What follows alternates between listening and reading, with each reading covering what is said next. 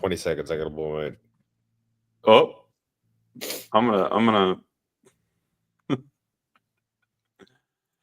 Okay, welcome to Four Corners. I am half of the show. I'm Ray. You can find me online at Rayvon Hackshaw.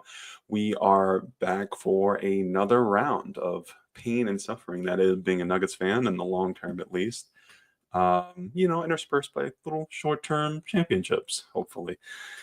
Now, I am joined today by my illustrious and seafaring co-host, Peter Bucket since '88. What's going on? What's up, Ray? It's still basketball season for one more game at least. I know a lot of people thought the Thunder were just gonna roll over the Pacers. It's been good to see the Pacers show some fight. It was a bummer that they kind of collapsed in the fourth quarter of game 4, but game 7, as they say, anything can happen. Yeah, it's interesting. I feel like the Thunder have been way less. How do I put that? How do I put it? Is it invulnerable? Yeah, I want to say invulnerable than we expected. That they seem so much more. I don't want to say beatable because obviously they're a great team, but I think a lot of us expected. Oh, the Nuggets, I should say, pushed them to 7, and now hey, they've been pushed to 7 again. I think it's opened my range, I think, of ways you can go about building a championship team, Mm-hmm. if that makes sense. I think there's a lot of thought about, okay, what's the model do we have 3 superstars and then we kind of the rest works itself out? Do we have just one guy and then just like 8 or 9 really good role players, or do we have 2 superstars and kind of work around that? It feels like the Thunder are built a certain way, but also the Pacers are built a certain way, that the Nuggets are built a certain way, and they're all kind of different, but are finding themselves to be great in their own rights. I know the Nuggets don't feel great about the Nuggets right now, but I would say they had a pretty good run in the playoffs. Um, so, you're not feeling that? I'll address it later. Okay. All right. Well, all I'm going to say is I feel like there are a few ways to skin the cat right now. At least there's no settled path, unless you're talking about sandbagging for almost a decade and then amassing way too many draft picks. But outside of that, I don't know if there's like a one true path. But maybe that's something we'll discuss. Any other thoughts for you from the finals so far? Not so far, but Yeah, I as mean, we it wrap sounds up. like you were mostly talking from a team building perspective of Yeah. how there's different ways to get it done, which obviously I agree with. But I do think it's interesting that the Thunder have been tested in by a couple teams now, the Nuggets and the Pacers, and I think pretty early in the show here, but I'll reach into my football analogy bag. Sometimes you got these teams that are really good in the regular season that their main thing is running the ball. That's like, oh, they got a great line, a great back. Maybe they can get 3-4 yards pop every time.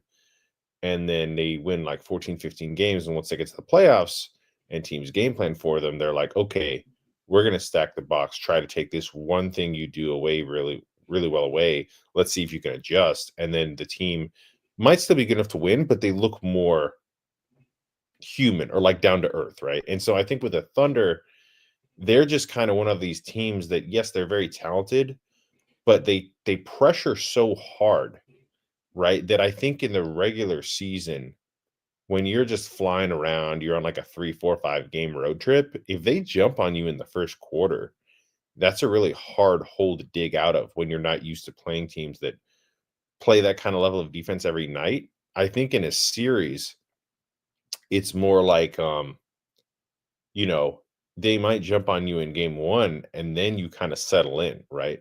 And I think the thing that went really well for the Nuggets and the Pacers is they were actually able to steal game 1. So it's kind of weird how that worked out because the Thunder ended up blowing the Nuggets and the Pacers out in game 2 in both situations, but I do think there is something to like when you play a team for a 7-game series, it's either one of two things are going to happen, right? Either one team is so much better that it's just going to be like you can tell it's over by like the second quarter of a game two, kind of like the Thunder first round series against the Grizzlies, or it's going to just settle into this like counterpunch series where teams just keep making adjustments and each game kind of like has a different feel and a different flow. That's what the Nuggets Clippers series first round series was like to me. And I know I'm biased as a Nuggets fan, but I feel like that was like the best first round series by far. I believe it was the only one to go 7 games, but like that series shifted multiple times, right? And so I think it's been really cool to watch the Pacers, you know, do a bunch of different things that have really, I think, sort of forced the Thunder to play differently. We haven't seen the Thunder have to mess with their rotation all season. But in game four, Dagnall pulled Shea out early to give him a break so that he would be fresh down the stretch. And that ended up being his biggest move so far of the series. And I think that he's gotten a lot of criticism this whole playoff run, especially game one against the Nuggets, the whole like fouling thing, because I think they just fouled kind of early, which gave the Nuggets time. Obviously, AG still had to hit that incredible shot, but they did kind of play themselves a little bit there. But if they end up winning, then I think his overcoaching has sort of it hasn't hurt them yet. So I know that's like kind of a lot to put on one guy. It's like one games now comes down to your whole season. It's like, did he do a good job or not? But that's the business coaches are in, right? The business of winning and losing. So I think he's done a good job this year, but he's also, I don't want to say a rookie coach, but like this is his first time like with a really elite team, and it is a different puzzle to solve. So and Carlisle obviously has been here before. I think I actually saw a stat that he's like the oldest coach to ever coach in the finals. That's pretty interesting. So yeah, I don't know what's going to happen. I probably expect OKC to win at home, close game, but I wouldn't be shocked if the Pacers won. Honestly, this feels kind of like, and I don't know if you agree with this, but this series feels a lot. I feel a lot. Maybe I'm projecting as a Nuggets fan, but I feel a lot of the Nuggets series in this one in terms of one, the back and forth of the wins and losses, and also like going into a game seven, feeling like, okay, you got a shot. I guess I'd still probably favor the Thunder, but I think when you talk about one game, it's hard to say. Anything can happen. And so, do you know how old Rick Carlisle is? Because he also has one of those aesthetics that like he could be 65 or 50, and I'm not sure I would be able to know. I don't know, but I know that he was coaching the Pistons in like the early 2000s before Larry Brown took over and they won that chip in '04. So So mid he's been 60s. coaching for like 25 years. Yeah. Yeah. Well, shout out to him. Um, it's also interesting that it feels like a lot of great coaches kind of age differently. That to me, some of the best coaches in the league are the ones that are constantly reinventing themselves. Almost that it's hard to say the same thing. And I'm not trying to make specific points at Malone or anything, but if you have the same kind of approach, the same sort of set of goals specifically in ways you're going to approach playing the game and approaching everything that you do, that might work in 2000 and it might not work in 2010, and so it might come back around where something um, that you specifically focus on. I think about Tom Thibodeau as a guy who's kind of been kind of up and down, I think, in the hierarchy of coaches in a way that almost feels cyclical, I guess. Is that like, oh, he seems really good and he's like, oh, he's a championship coach. And then the team crumbles around him and he's in the wasteland for 5 to 10 years and then he's back and then he's got some guys and you're like, oh, actually, Tibbs, not a bad coach. Yeah, I think that's an interesting point, Ray, because I think that that's the hardest thing about coaching, right? Is finding the right balance. Because, yeah, we've all had our criticisms about Malone over the years, but I think his sort of like staying true to himself and not changing right away, you can look at it one of two ways. You can look at it as it's an ego thing of like, I'm right, this is going to work. Or you can look at it as like a patience thing and saying, I'm just staying the course. I got to give this more time. So, we've got multiple examples of that working and not working, right? So with Jamal Murray, it's like he stayed the course with Jamal and it paid off, right? Because he didn't really have the confidence that first playoff run, and that he really struggled um, when we were in the Spurs series, but he eventually figured it out. Um, and then there's other times when we're like, why is he still playing this guy? It doesn't work. Trying to come up with another example. I mean, I would even say Jamal Murray, to an extent, is both like the proof in the positive and the negative, in the sense that he kind of stuck with him in a way that I think was great for his confidence and development, but also maybe to a degree, especially, I don't want to say, I'm not trying to insinuate that he's there's so many hard feelings about this. But I think towards the end of his tenure, it felt a lot like that same trust and faith and support almost gave Jamal space to um, not step up in the way that we wish he would. Yeah, I mean, I think I see what you mean. It's almost like Malone giving him a security blanket made Jamal more comfortable, but maybe it made him too comfortable, right? It's like, well, this guy's not going to Maybe. pull me. Whereas I think you and a lot of other people who are Michael Porter supporters maybe got frustrated that Mike would get pulled for like any mistake. So I do think that's like a fair Malone criticism, is his inconsistency of his standards for players. Now, obviously, you need somebody who can handle the ball. So I get like not pulling Jamal in like fourth quarters, but yeah, I think that's one of our biggest frustrations with Malone is how many times Porter would have it going in like the first or second quarter, and then he just like doesn't touch the ball in the second half. So who is that on? Like partially Malone, but also partially Jamal. I think we've also had our frustration with Jamal of like sometimes he just like needs forever to get going. It's like he'll go into the fourth quarter with like 7 points, and then he'll have a good quarter and he ends the game with 17 points. And you're like, oh, he didn't really have a bad game. It's like, well, he would have been nice for him to show up earlier. Mhm. um, It's so yeah, I controlling the think, game. but back to the Malone piece, it's like the other part of that coin is you have a guy like Nick Nurse who is willing to make changes, but is it maybe too much? And Nurse is also a guy that won a championship when they gave him that stacked roster with Kawhi. But after that year, it's been kind of a mixed bag with him, right? So I think with coaching, it's like fans are so fickle that if stuff isn't working, they want you to do something different.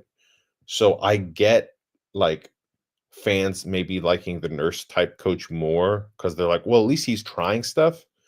That I get that argument, but it's also harder for the players that way, right? It's harder to know when you come to work and you're not going to get your 20 to 25 minutes. It's going to be like a feel thing or a matchup thing.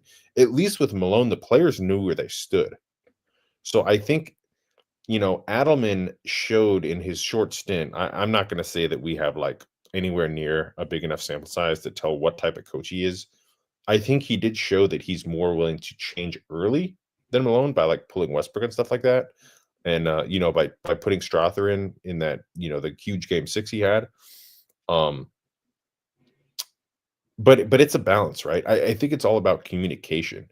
And I think Malone probably did a pretty good job of communicating with his players for most of his tenure. Obviously there was a couple, guys here that went south. That's normal. I think any coach is gonna butt heads with a few guys here and there. But by the end, they tuned him out. And I think I was just listening to Jeff Morton's latest show with Swipa, and I thought he made a fantastic point, which is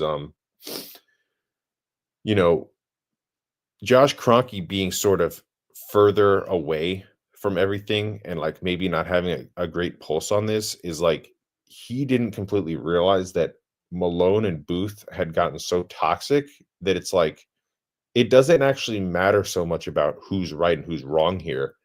You guys are like missing the boat here. Like it's not about you. This we have one of the greatest players in the NBA in history on the team, and you're not like trying to steer the ship in the same direction. And that's frustrating and sad.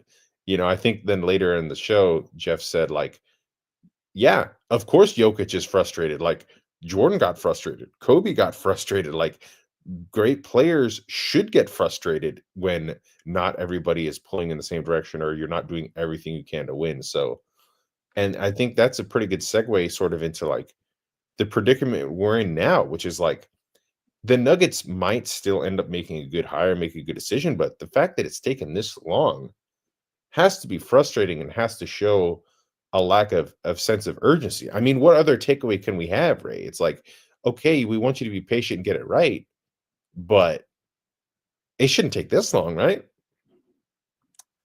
It depends. The thing is, it depends on who they're hiring.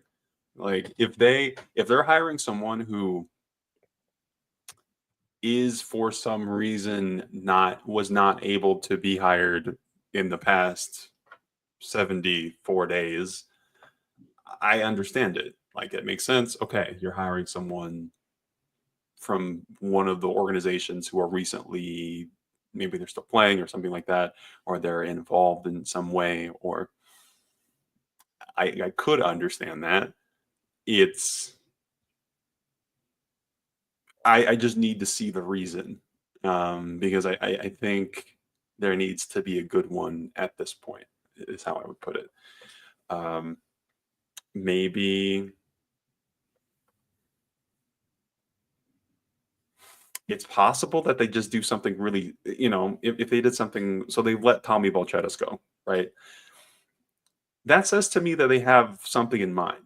I think if they were going to just like put Ben Tenzer in charge, you'd probably still have Tommy Balchetis involved in some way. I'm kind of anticipating and expecting that once the finals are over, there's going to be a guy that they've had in mind, and that guy has known that they've been the guy for some time. If not, there's a deep lack of seriousness that is coming into question for me. Now that said, and this is more of a philosophical thing, I think for me as a fan, is that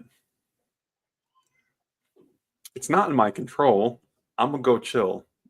I have we all have our own lives, and I'm not gonna spend every second of every day stressing over the hire or the non-hire. But it would be nice. It would be reassuring. You feel a little, when you're on a roller coaster, you're not in danger, right? But you are exposed, and that's how it feels. So you feel like you're coming over that crest of the loop, and you're getting pulled downwards, maybe from the middle of the car, and you think maybe you'll die, and you're probably not. It should be fine. It's giving the illusion that it may not be fine. Yeah, I think when you listen to Josh talk, you can tell that he's thought about stuff like very deeply. Like he does care.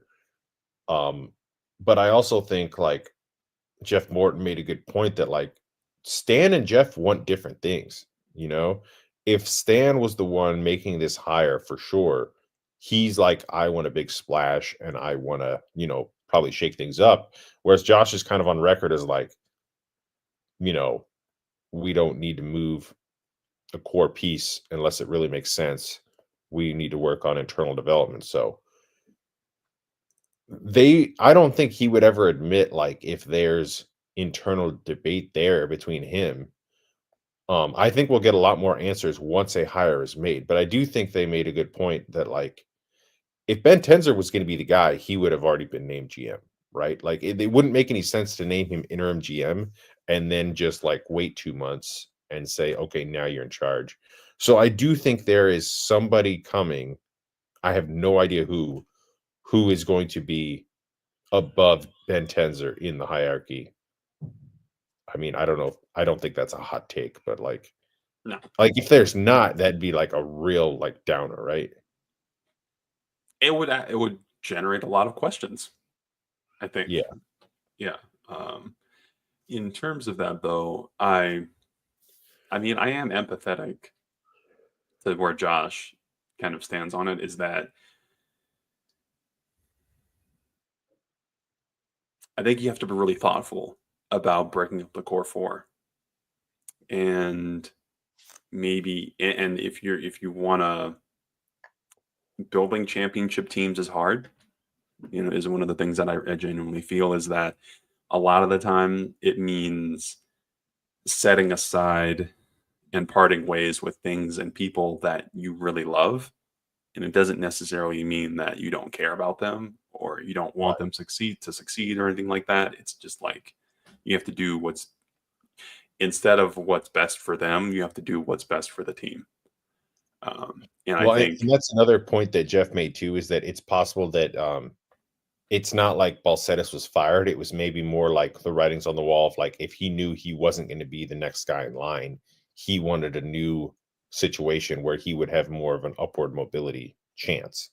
yeah, So we don't know for sure, but the timing of that definitely made it feel to me like there must have been something from his side where he wanted to move on, because if they were just going to move on from him, they could have done that sooner, right?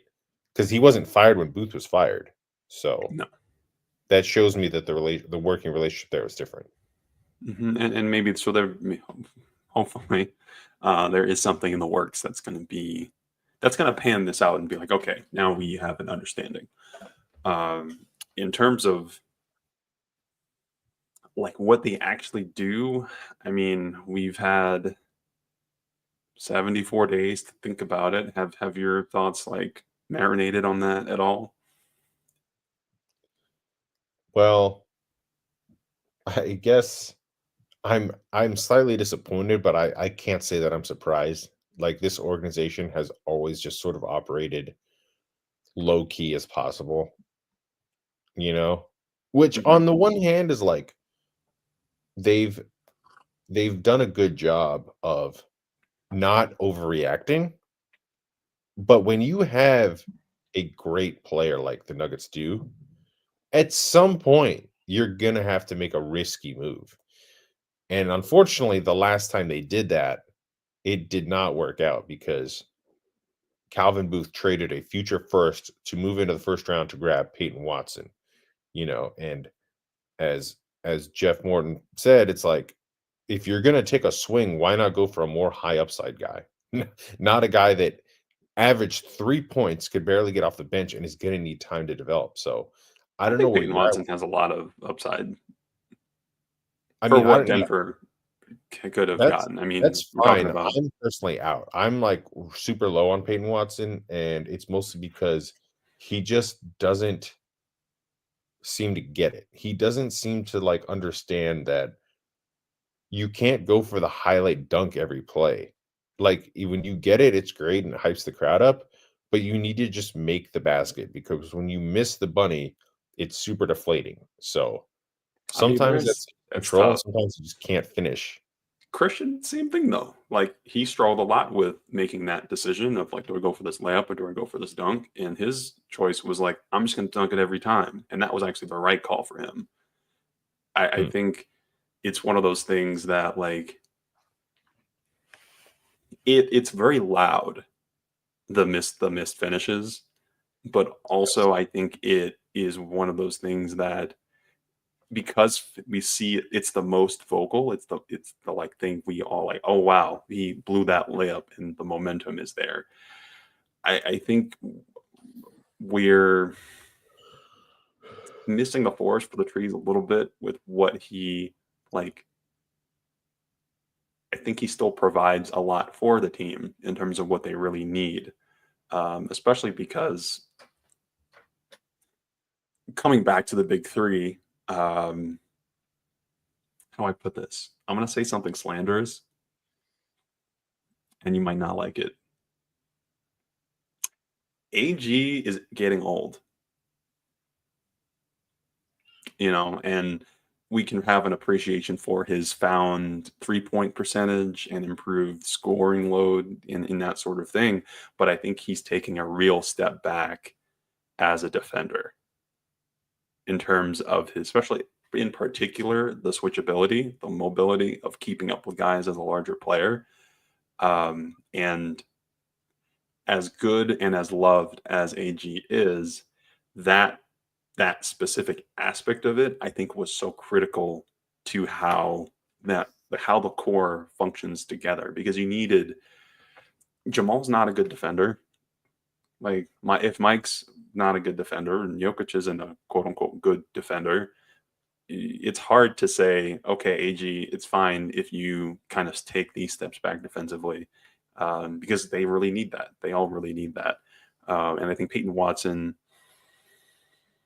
is the only guy really providing that much punch. I mean, even Christian Brown, as much as he is a sound defender, isn't as impactful, I think, on tough matchups as Peyton is. Talking about like the superstars of the league, the Kyrie Irvings, the Kevin Durant, these kinds of matchups where you can't just be sound and slow down Kyrie Irving. You can't just be sound and slow down Kevin Durant. You have to be kind of special as a defender. And I think Peyton Watson does provide that in a way that I think bears out a lot of positives in like the general, how the team looks when he's out there, even if he blows some layups. It's just, I think the layups tend to be what people see and are like, oh, well, he must suck because he didn't do this thing. Also, can I sidebar into Angel Reese real quick? Because I feel like this is another pet peeve I have. People be talking mad shit about Angel Reese, and I'm kind of tired of it. Because a lot of the same people who talk shit about Angel Reese can't make layups. Like, before you talk shit about Angel Reese, let me see you make a left-hand layup. Okay? That's all I'm saying. You can miss shots in the NBA and still be a really valuable player.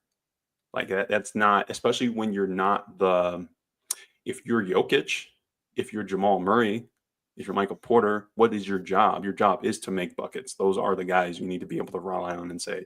But if you're the team's best defender, if you're the team's best rebounder, if you're doing like the little things, if you're TJ McConnell, it's cool when TJ McConnell scores, right? It's not that important though. It's not like that's like the thing that is hanging on his effectiveness. It's that he's giving you energy and hustle and all these other things. The scoring is just kind of a bonus. And also, Peyton shot like 37% from three in the playoffs. I'm not saying that's covers up for the missed layups, but I think he's not like the garbage player. Anyway, this is getting more personal. Not personal, but more individual than I hoped. I do think they should break up the core four. Like, I do think they should think about it. I just don't rush it, because I think you can't pluck one piece of the puzzle out and still have it all work. That is the unfortunate reality, because they're so complementary. I don't think you can just pull Michael Porter out of the equation and be like, here's Chris Middleton, and it's all going to be the same. Because yes, you'll have like that secondary, tertiary creator, but now you kind of have like three creators, and who's doing the floor spacing?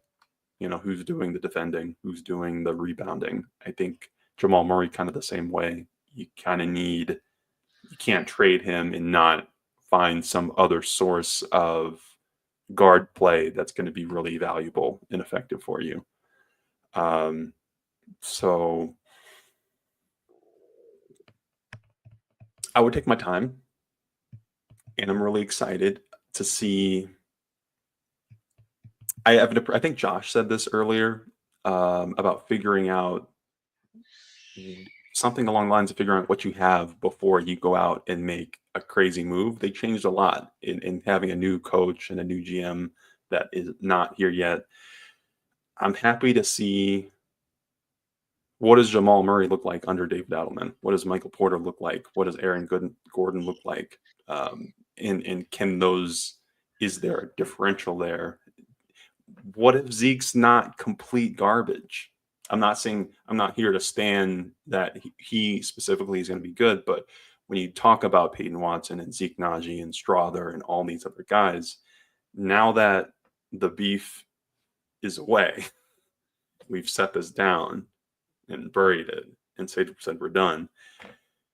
What does it mean for those players? And can you reevaluate things in a way that maybe you hit the deadline and you're like, actually, okay, now we've got some pieces people might actually want, and they look not awful.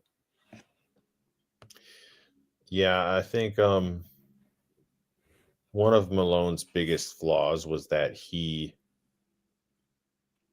we know that he's like a heart on his sleeve type coach, but I think he carried that into his relationship with players. So I have no inside information to say like Dave Adman is for sure different than this, but I just got the feeling that like Malone had certain guys who he just didn't like from day one, right? It's like he does not have a lot of patience. So, like, I'm sure you read the stories after the firings. Like he basically like stacked the teams so that Jalen Pickett wouldn't play well in scrimmages. I thought that was like pretty juvenile. And then, it just seems like he doesn't like Zeke for whatever reason. But he always talks about Zeke in a positive way in the media, right? Because it's like Zeke has a good attitude and he tries hard. It's not like he's ever been a bad teammate. He Mm-hmm. just hasn't been good. So you That can is an interesting criticize his thing. basketball for sure, but I don't think his coaches helped him out much. Mm-hmm. In terms of giving him confidence. I'm not saying it's Malone's fault that maybe he hasn't, been able to catch the basketball or set a screen. But what I'm saying is I think having Adelman maybe is a reset for the players that felt like that Malone didn't have their back, and they are maybe gonna get like a new opportunity now. My only rebuttal to myself would be like Adelman still didn't play Z in the playoffs. So I think his trust level in him is pretty low, but the regular season gives you a new opportunity for like trying stuff because I still think he's got some tools. Like he's still good at moving his feet. He's a solid defender, and he plays hard. So as long as you play a real center next to him, it can still be okay. Again, this is not my like buy low on Zeke. I still think he's good. I'm just saying like if they're stuck with him, I don't think he's completely useless. Yeah, I definitely I agree with a lot of what you're saying in terms of even if David Adelman is exactly the same, like, and he has just as many like firm favorites and preferential treatments and that sort of thing, it's at least a new chance to make a new first impression, and gives you an incentive to do, because Zeke is one of the, it's interesting because the criticism I think of Peyton Watson is that like you see the tools, you see the athleticism, you see the length, you see what he could be in the league, you see even his defensive impact even at this level that he's at right now, but that he probably hasn't done all of the things things coaches love, in terms of, I don't want to say placating them, but it's kind of like, I don't want to say, I'm gonna put it, every time you're in an office or you're in class, or you're in the workplace or whatever it might be, you're going to have upper management and you're going to have some people who do all the little things that aren't necessarily maybe even all that important, but they make the boss happy. They're like, you showed up, you showed up to my holiday party and made me look good to my superiors.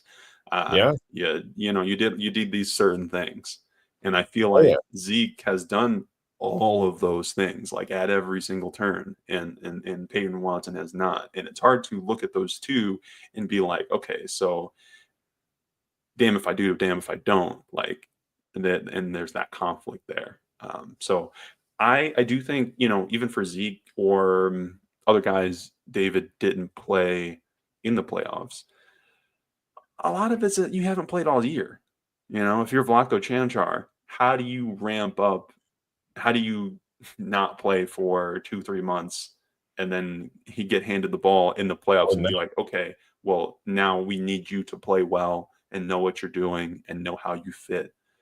I would say even another thing that I wish they had done more, and I hope that they do more this year, is we've all agreed the regular season doesn't matter, right? Why not try some of those things? If you have this idea about an all defensive lineup for the Nuggets and you want to play Zeke and Peyton Watson and Russ and Christian and Aaron Gordon, right? You want to play them all together and see if they can really like pick everybody up 94 feet for like 2 or 3 minutes, and you want to use that as a playoff tool. I would understand that. You just can't never try it in the regular season and then just throw it out there in the playoffs and be like, okay, go try this thing and see if it works. well, that's what's tough about the timing of the coaching change, right? It's like Adelman was trying stuff, but if he was the coach all year, maybe he would have tried stuff more often, right? Mm-hmm. We can't know. Like I can make that I can give Adelman credit for that, but it's like we don't actually know. We'll see next year. But yeah, that ties into what I was, you tried to get me to say earlier is like, was I impressed with the run or not? And it's like,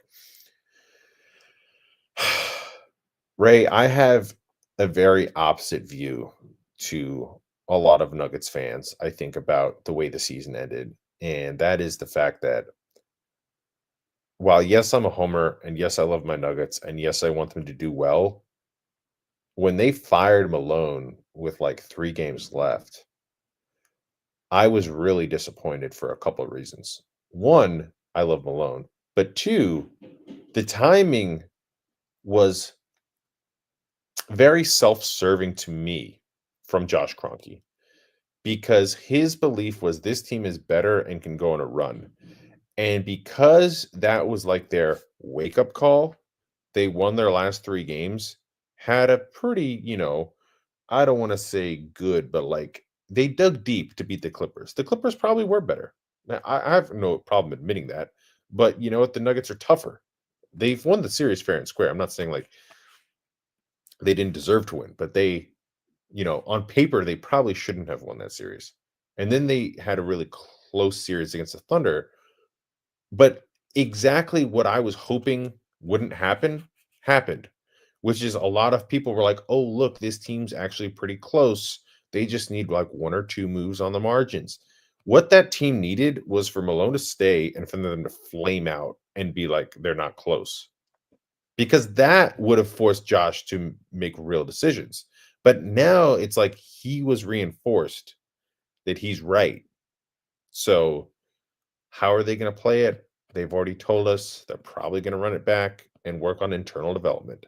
Is that going to work? To be determined, but you know, we'll have more shows like once off-season decisions are made. But if your takeaway was the Nuggets are really close, it's kind of like, were you paying attention all year? This team was miserable. So I don't know. I think it's like a little bit of fool's gold and a little bit of like, cool. They dug deep, but guess what? You didn't have enough all year. The fact that you lost to Oklahoma City and you didn't have that sixth or seventh guy that you needed just proves that you're an unserious organization to me. Like I would have made a deal at the deadline that would have sacrificed one of the young guys for a better piece, or just eat Hunter Tyson's salary and sign Justin Holiday. I know you've been against the Justin Holiday thing forever because you're like, oh, he's just gonna be, this old vet. He's not gonna get any better. It's like he was good last year in the playoffs. So I don't know. I just it's very like it's like a two-sided thing in my head, right? Because while I was proud to watch it and those games were good, it was also like it was more fool's gold to me than it was real because it was like, okay, maybe this team had that in there, but you can't you it does basketball doesn't work like that, you know? Basketball, like teams don't usually go on a late run like that. You pretty much have to have the DNA for a majority of the season to show that you're capable of getting it done all the way. And so while I get Josh doing what he did, I also think that if this offseason doesn't go well, I think it's going to show that like it kind of backfired. It's hard for me to think. I mean, I'm not saying Justin Holiday was bad, and I would even say that he was. I think he was the ideal example of how to bring in a vet. I'll say that because he really didn't play all that much in the regular season. And then when you were in the playoffs and you needed him, you had him to go to. Because it's not that he's bad. It's that he's old. It's that he's old, Peter. It's that when you're 36, 37, 38 years old, you're not going to make it through 82 games of 20 minutes a night, 25 minutes a night, 30 minutes a night, and We have weren't going to ask fresh that of him. elect. What's up? We weren't going to ask him to play that much. 12, 15 minutes. Here's the thing though, is when you bring in a Justin Holiday and you're like, well, we don't need Julian Strother anymore. That's who plays 20 to 25 minutes. Like that, you only have so many guys anyway. And I think they never really accomplished that idea of, and we made a lot of like NFL comparisons last time. NFL teams do a great job of this, at least the good ones. Of maybe we have a younger guy and we have a veteran, and we have both ideas in our mind that this younger guy will have team control of him on a cost controlled contract. So we're going to get him opportunities where we can early on in the season and on a consistent basis, even if when the pressure gets too much for them, we have this veteran to go to. Yeah. And I just don't think they ever struck that balance when it came to bringing in No. like a veteran. It Because was instead of always the Justin Holiday, worst of they asked both Hunter worlds. Tyson. Well, what is Justin again? I don't know if he would have given you more than, well, maybe he might have given you more than Hunter Tyson. But what does that mean? Maybe. And we're talking about how far away the Denver Nuggets are from a title. I don't think they're a Justin Holiday away. I think they're a Jamal Murray coming into season in Jamal Murray being the best they have Jamal Murray being the best version of himself away. And I think that's they're a Aaron Gordon having a good defensive year away. They're a Michael Porter staying healthy in the playoffs away. Those are, I think, the most important things Mhm. when it comes to like what that are they like are they close? Are they not close? Um, I don't know. So to your point, if they kept the core and just swapped Hunter Tyson for Justin Holiday, I think you probably feel better about it. I just don't know if it matters. Like Maybe not. if Mike's going to be hurt, I don't know if it matters. If Right. Aaron Gordon is going to get cooked in open space, I don't know if it matters. If Jamal's going to be good but not great, I don't know if any of that matters. And I think that comes back to the point that I think a lot of people are at, is that I don't think this is working anymore. The core, partly for all those reasons, is that like if Mike can't stay healthy, if Jamal can't take it seriously, if Aaron can't be the defender he needs to be, even if he does have the shot and the scoring and the control, and the passing. That all those things are cool. It's just not. He still has that role he needs to fill, Right. and they're not doing that. Yeah, So the team needs a boost. It needs some athleticism from somewhere. Hopefully, either in free agency or via trade. I personally am still high on Julian Strother long term. I think he's got a good shot. He can get hot, and he's got the confidence. And quite frankly, like, it's been a while since we've had a consistent bench scorer. I mean, I guess if you want to call Russ that, sure. Um, but I just feel like Julian at least sort of has shown signs that he could be that for us, right? Like he has juice.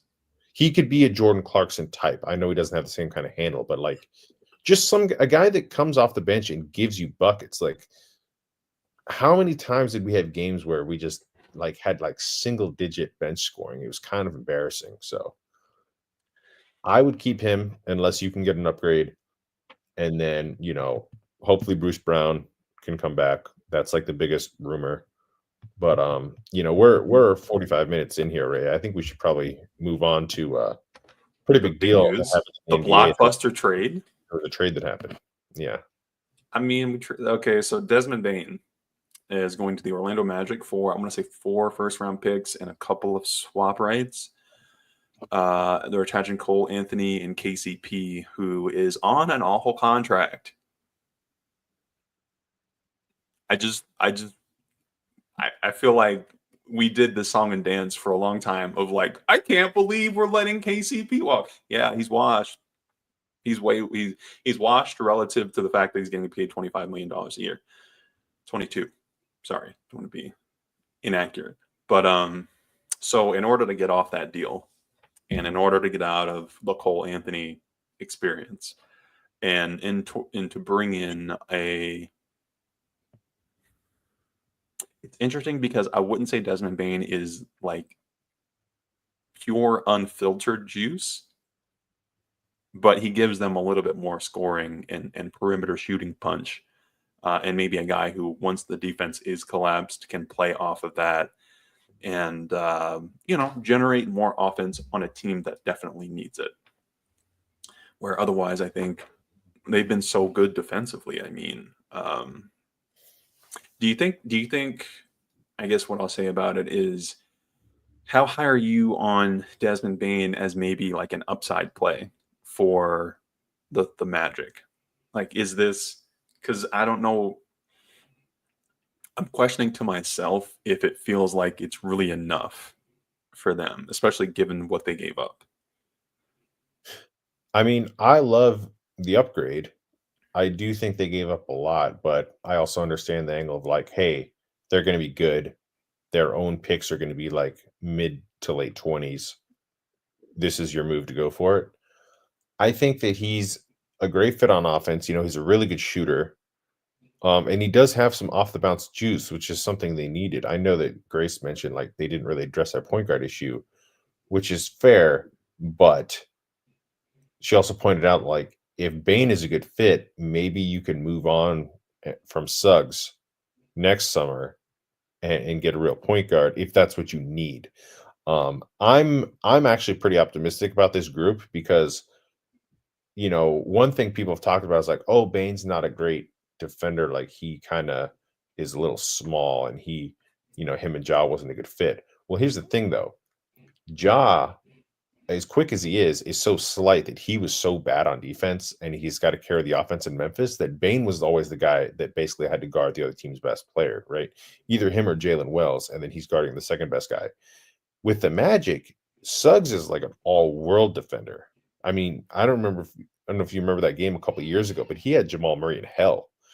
And I think now his role is going to change on defense. He's going to go from guarding the other team's best guy to guarding the other team's like second or third guy.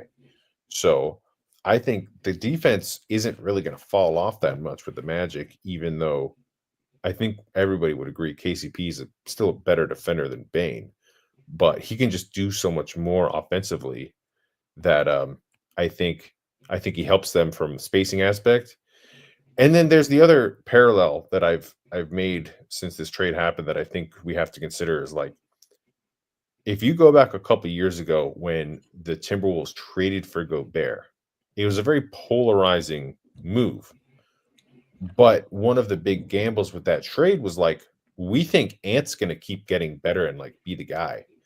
And so I don't think that we can really say definitively it worked or not. I mean, they've had two Western Conference Finals runs. So when you're the Minnesota Timberwolves and you're, a laughing stock franchise, I get making that move. I get going for it. The Magic are not that different, just in terms of like their franchise that's never won. So they're betting on Bane's going to be a good fit, but also Paolo's young. He's still going to keep getting better.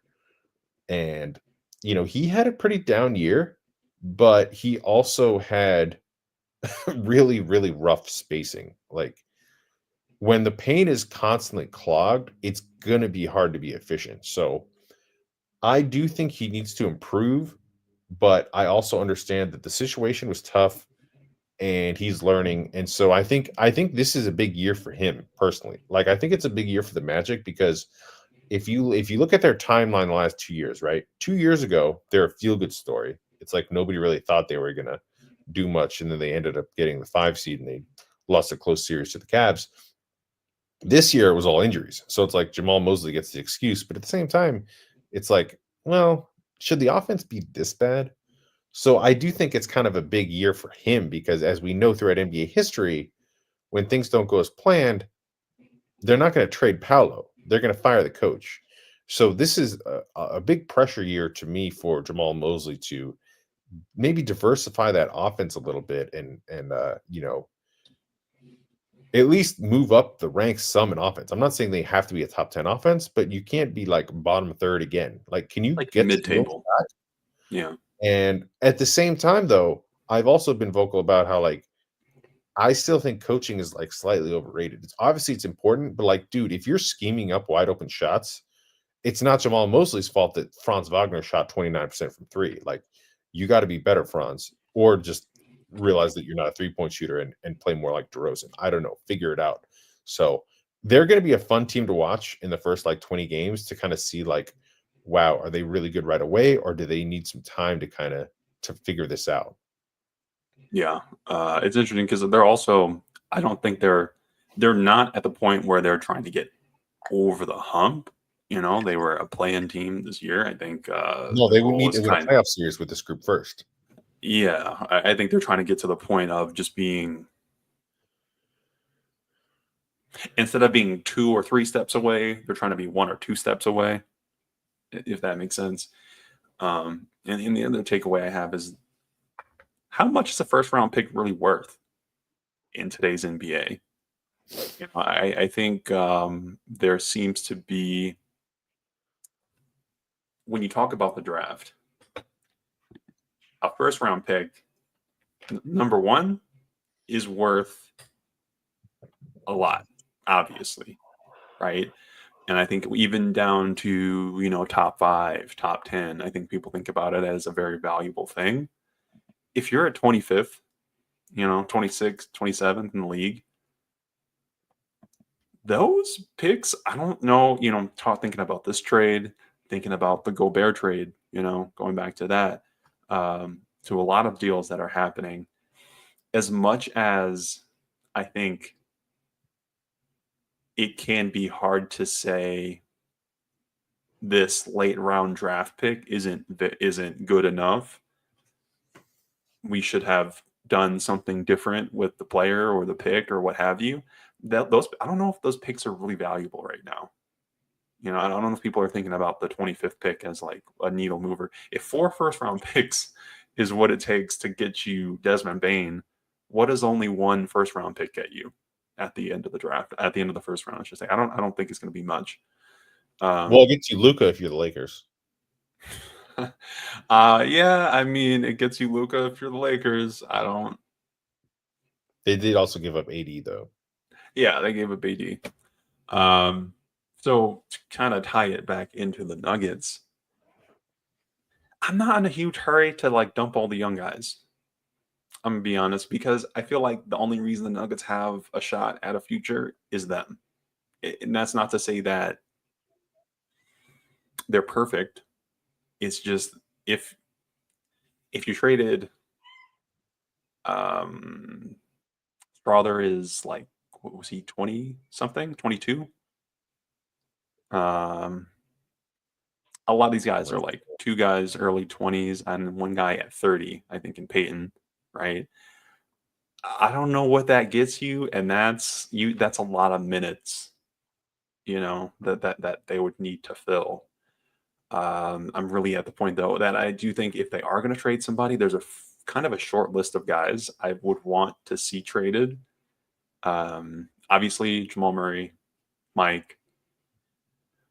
I also put Aaron Gordon in that category. I know we love Aaron. I love Aaron. Nobody wants Aaron gone. It's just we kind of saw this with Paul Millsap. I think a similar thing is that like we brought him in the first year, everything was great. The second year, he was still pretty good. The third year, we started to see a real fall off there, and by the end, he's not a So vertical threat out of the dumper, let me ask not you a this. vertical threat out of the dunker, not scoring well, all these other things. I know you haven't had time to like go through the whole exercise of like what you would do or who's available, but like I if thought you about were to it. move from Gordon, Mhm. would you want to replace him with another power forward type, or would you want to move Mike up to the four and get like a more dynamic wing player? I would like to see my first priority, I think, as a like shift away from the core. I would start with who's going to be number two. Okay. So I wouldn't even.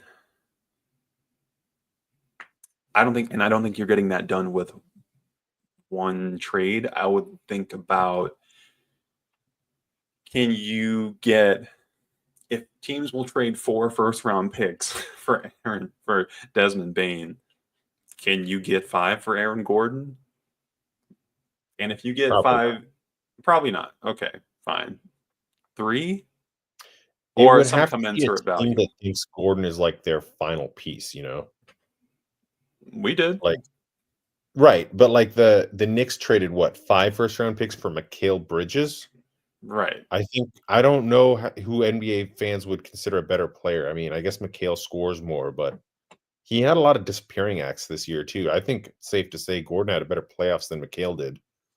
And okay, and if you want to say Mikal Bridges better than Aaron Gordon, all right, I'll take that.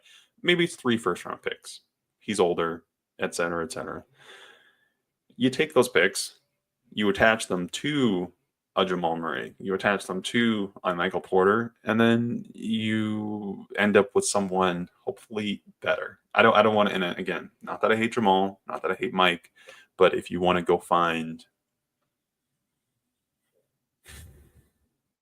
you know what I've come around on a little bit? John Morant and Jaren Jackson Jr.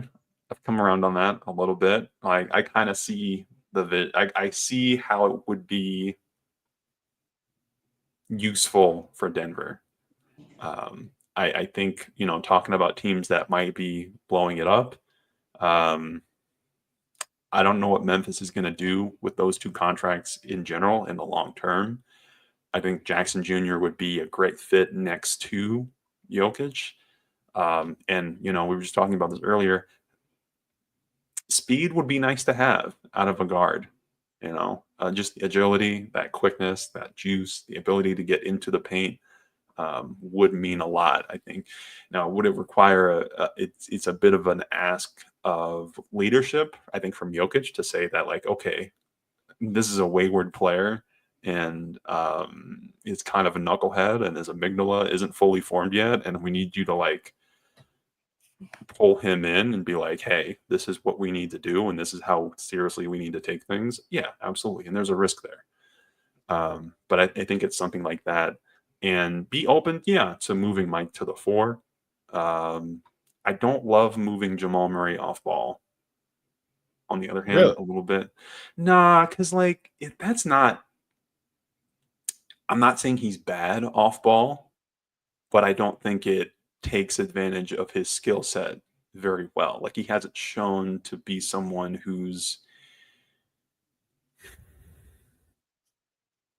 able to generate enough gravity. I think a lot of the best off-ball players, they're great cardio guys. They're constantly running and cutting and moving, and there's just a little bit too much of a static nature to Jamal when he's at the two. And if you're talking about moving him to the two defensively, I think that also becomes a question because if your point guard is smaller than Jamal Murray, and then you also have Jamal Murray, how are you defending people? How's that going to work? Unless you're bringing in like a Jalen Suggs, who is another guy. I think maybe the Magic go another year and think, okay, this isn't really working out. We do need a little bit more offensive punch than what we have. I think if you want to go for Suggs, I would understand that too, because then you're kind of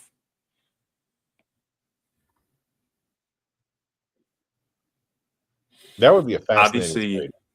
yeah, you're limiting your offensive ceiling, but I think defensively you get a lot better. The physicality, I think, in that bunch would be a lot better. And maybe you do kind of anticipate some amount of growth from Suggs as well, who I want to say is 23, 24, who also has a number of years on his contract. I mean, he's not cheap, obviously, but it's on the It's first. lower than Jamal's because he's on a rookie max. It's the rookie max extension, and that's another thing that I think is important when we talk about like max contracts. Is they're not all the same. Some guys are on a max and getting $55 million a year. Some guys are on a max and getting 30, 35. So We just have to hope that the Nuggets don't sit on their hands, right? Like Windhorst just said the other day, there's gonna be a ton of movement this year. I mean, the Utah GM already came out and said they're done tanking, which is like I thought that was hilarious because like everybody else in the okay, West is better than you. So yeah. how does that look? But yeah, teams are going to be making moves. There's going to be like, oh, where do we put this guy? I just hope that the Nuggets aren't like sitting on the sidelines. I hope that whoever's in charge is involved in conversations to try to upgrade. And I don't even need it to look a certain way. Like, I don't want them to think, oh, we need to build so that we can look like the Thunder, or we can look Right. like the Celtics, or we can look For sure. like some other team.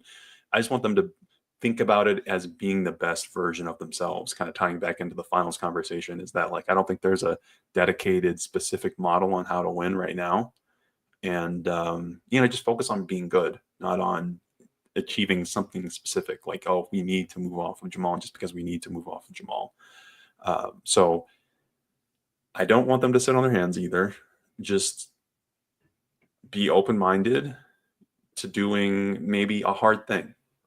Another thing I think Christian Brown, I think he is not the guy fans want to trade, but also you You looked might at my Twitter, think, they definitely don't.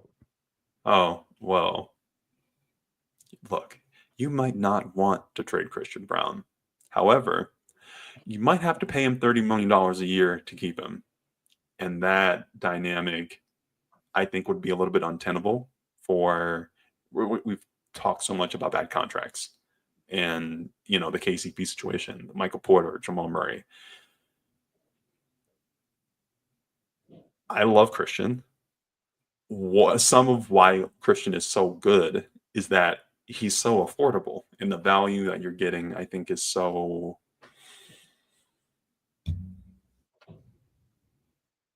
efficient. Like you're getting a lot out of a little bit of investment from a late round first round pick. And I think there's always this question up in the air of when you're on the Nuggets and you're the fifth starter, are you getting a bump there? KCP, fifth starter, oh, he looks really good.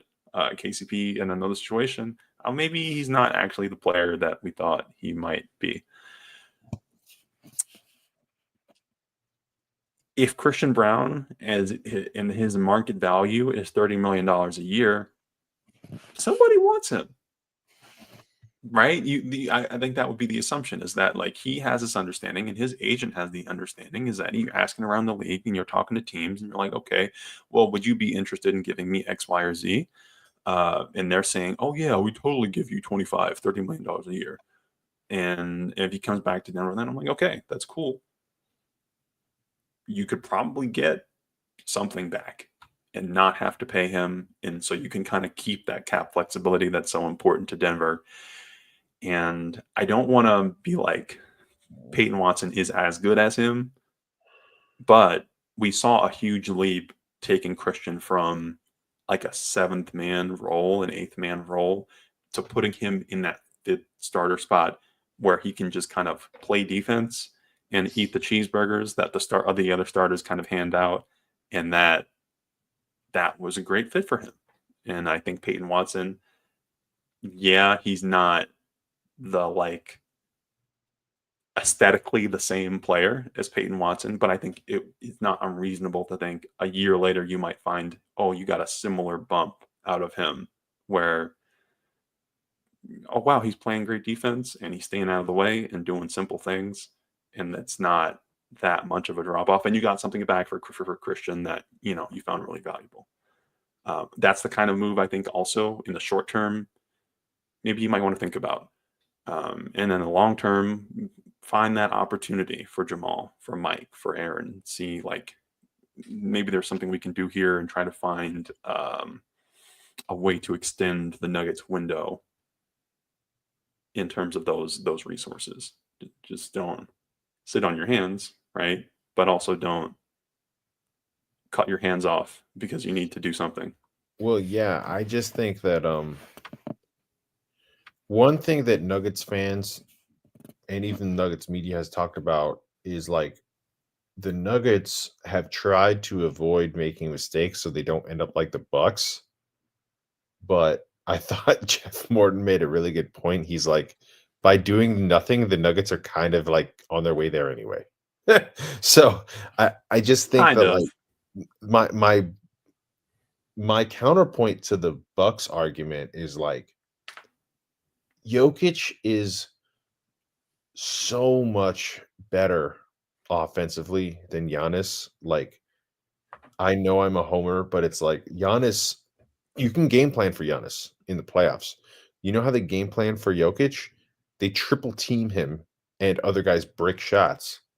So if you just find minimum veteran guys that can actually hit shots, like Gary Trent or Torian Prince, guys the Bucks had, then you can win. Or Luke Kennard. I don't think he's a minimum guy. I don't think Denver can afford him. I've seen his name floated on a lot of people's wish list. I don't think we'll get Luke Kennard. But like, yeah, if we can just get some vets who are competent, Jokic has proven that he can raise everybody's level. Look what happened with Russell Westbrook this year. Like, I was on record before the season saying that I liked the fit and I thought it was going to be good. I didn't think it was going to be this good. Now he's not going to come back because somebody's going to pay him more money. Like, what? Nobody wanted Westbrook last year. Nobody. That's good And for Denver. now it's like, okay, well, I mean, if you want to make that case, you can. I thought he was invaluable this year, especially at the beginning of the year when Jamal was in shape as usual. But the fact that he's going to now get a bigger contract at age 37 because he played with Jokic, to me, is laughable. Like, no disrespect to Russ, but it's like, dude, we watched the whole season, Ray. His best play was pass the ball to Jokic. He can't do That's that on any other true. team. But he also played great defense. I think that's a big thing, especially when we talk about these guys in their mid to late 30s. It's that Russell Westbrook his floor is so high as an athlete that as he's aged, he's been able to kind of maintain himself in that way where, I mean, I love shooters. I just don't want like a triage of old men to come out and be like, yeah, I'm going to shoot, but I'm not going to play any defense and I'm not going to rebound and I'm not really going to hustle and I'm not really going to do the little things because you still need those Sure. things too. And as good as Jokic is better, as much as Jokic is better than Giannis offensively, defensively, that's not true. And he still needs support in that way. I think that's also really important. But I say it's good as far as Russ leaving for more money in that it's a proof of concept for players and guys talk is that, you've seen, if you're Bruce Brown, you're like, oh yeah, I went to Denver. Nobody wanted me. And a year later, I'm making $22 million a year. Russ, oh, nobody wanted me, and then I went to Denver, and a year later, I'm making however much he's about to make in his Right. mid-30s. So that That's a good maybe, point. It's like you've at least, convinced some people. no matter what you think of Russ, he has a really good reputation amongst the players. So him playing with Jokic, I think, is another positive for Jokic. Like, as funny as that sounds saying it, right? Because like fans and media obviously know how great Jokic is. It's like him being a good teammate and like Russ and Jokic vibing, I think kind of helps just spread the word even more versus like a DeAndre Jordan or Jeff Green, right? Like, no disrespect to those guys, but it's like they're not Hall of Famers. Like Westbrook's going to go somewhere, They even got if he's rings. right. Yeah, Even yeah, then, they do have rings. I guess I'm just saying, like, secondhand, word spreading around. I'm hoping that people will finally realize, like, hey, there's worse things than getting to play with Jokic. So I'm just hoping that the chips kind of fall like in our favor for once. Cause like I'll give you a hilarious example. Like the Suns, they got Tyus Jones last year. He got squeezed. Like he ended up not getting any good money. He got a minimum from the Suns because they promised him playing time. Obviously, the Suns had a disaster of a season, but like that's the kind of thing that the Nuggets need to have happen is like to get a player who is probably worth more than a minimum, but has to sign with us for a minimum. but you got to promise them playing time, though. That's why we But got Russ, though. so it is, and so, but there was also a very like clear need. It's Can I give you a hard name? for me. What's up? Okay, I would love to have Larry Nance as a backup center. I think that makes sense. I don't know if they've tried to trade for him before, but if he's a minimum guy now, I think he'd be a great fit as a guy who's just a little more stout than Zeke and a little more like knows what's going on. He can rebound, he can box out, he plays hard, and he's always played winning basketball to me, even when he's been on good teams or not. So the Yeah, Hawks, they had Okonwu and Capella, so he was just kind of blocked last year. I don't think he's like a bad player. If you just need him for like 12, 14 minutes a night, I think he could be an anchor center on a bench unit still. I'd love two of those guys. Like in terms of the backup center situation, I really want two bites at that apple just because of the nature of we've established this trend where if you're a point, especially if you're a point guard, Bruce, Russ, that sort of thing, or a forward, Justin, or if you don't need to play like DJ, you can come in and be in Denver and you'll have a good time. It's pretty chill. You might win a title, get paid afterwards. Backup center's been kind of a graveyard. So I would love to have Larry. That would be great. I would also love bring me like one more big body. That would be if I could get two DJs. If that Well, makes sense but because you can but play. Ray, you got to think about the math here. We've only got 3 slots open. Yes. DJ's a free agent, Vladko and Russ left. So if you Hmm. if you get one backup center, you only have 2 spots left. You definitely need another Correct. guard and another wing, probably. I don't think you need another wing. Really? No, I really don't. I mean, you've got wing because the thing is that it's such a flexible position. Like 2 through 4 is the most similar, like size, shape, fit, skill set of players I think in the league. It's the I guess ones he's and the still got fives, you got Duran coming in too, and he's like definitely a 4. He's not going to play the 3, so and that's hopefully that can help. and I think and the most important thing for me is like we've carried 3 point guards for years. Yeah, That makes sense. I don't think there's any reason not to carry 3 centers, especially when as Jokic ages, you want to be able to, if he can play, great. But if you wanted to sit him, either for yeah, some amount of time or for a game entirely, to have two actual options at backup at center that aren't going to put you in a position where you like have to play small, right. where Yeah, you I otherwise think might get that's. bullied off the floor. I don't want to get too optimistic about Duran, but Hmm. I think that's like my baseline for him this year is I don't need him to be so good that he's like a rotation player by the time we get to the playoffs. I'm hoping that by the middle of the year, he can be good enough to be counted upon if Mike or AG needs to miss a couple games or miss like a couple weeks with a calf strain, right? Like that's kind of what killed us this year was we didn't have any major injuries, but the nagging injuries is what made them have to push so hard after the All-Star break just to get home court. Right. And I love Larry Nance. He's not always the healthiest guy Yeah. either. And so I'd rather have like Bruce step in for Russ and have like give me Larry and just a DJ that's not 38 years old. Yeah. Could be a foreign guy. Like other I'm sure there is like somewhere out there an overseas center who just like I set screens and I dunk and I rebound and that's all I do. Like maybe I'm not switchable, maybe I'm not this or that, but we have a lot of guys I think like Duran, like Zeke, who they fit that more flex forward front court position. Um, I just hope and find it optimistic that maybe they can do something. Um, and on that note, I have one more like philosophical thing before Mm. we go. Step away from the keyboard.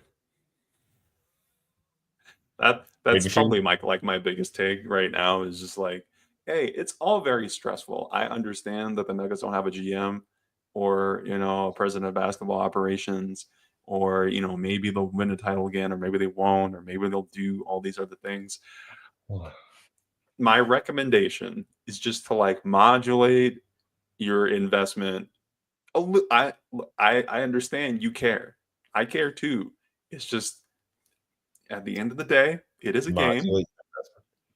It's just a game that we're all nerdy fans of, and it's summertime. Go touch some grass. Go swim in a pool. Go to the beach. Go read a book. There's so many things we could do besides stressing about something that is either going to happen or it's not going to happen. It's kind of like you ever drop your phone like real Yeah. hard, you just like slap. It's on the phone, it's face down. Whether the phone is broken or not has no relevance on how fast you pick up the phone. It's either broken or it's not broken, and whether you pick it up immediately or you wait a few seconds, it's fine. And I think that's where we are with the Nuggets is like they probably have somebody in mind, and if they don't, there's nothing you can do about it. So Right. you might as well go That's true. relax. We can't do anything about it.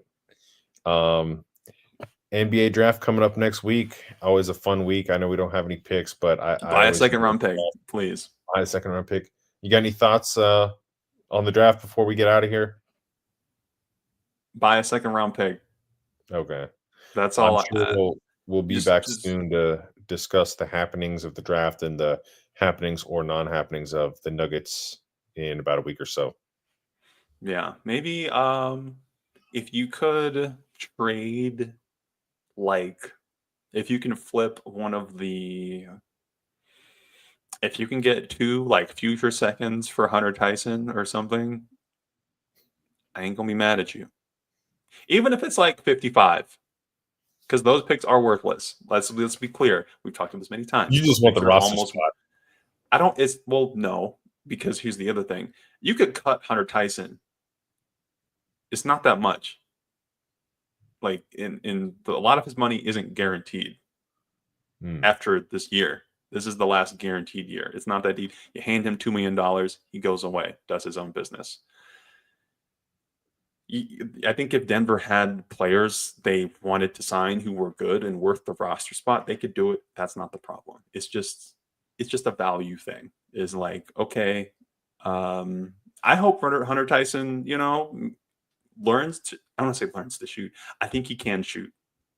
I do think that's like I understand not popping yet, but it might work out. If you can keep your eyes open, keep your ear to the ground, you never know what some other team might want or need or deal like you can get in on and be a third team or maybe somebody wants has too many second round picks like the OKC Thunder or something, and they're like, we'll take a flyer on a guy, be a little bit more affordable. It's whatever. That's it.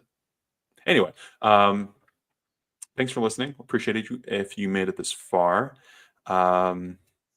Peter, Buckets Since 88, Ray, Ray Von Hackshaw.